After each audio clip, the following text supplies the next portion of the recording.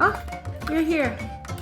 Thank you for coming to your 1-minute history and geography lesson. You're not going to want to miss this one.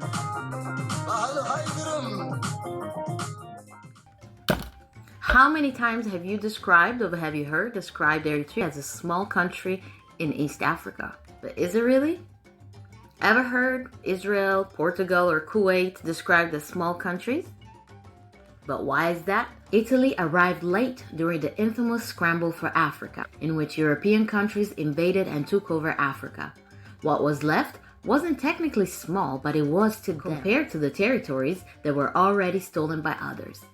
Words have power. When you describe a country or a population as small, you indirectly diminish their power, and that's why this description is a lovely gift from the colonizer. Other countries that are smaller than Eritrea but don't describe themselves as small: Israel, Cuba, Guatemala, Iceland, South Korea, Austria, UAE, Sierra Leone, Ireland, Denmark, the Netherlands, Switzerland, Taiwan, Jamaica.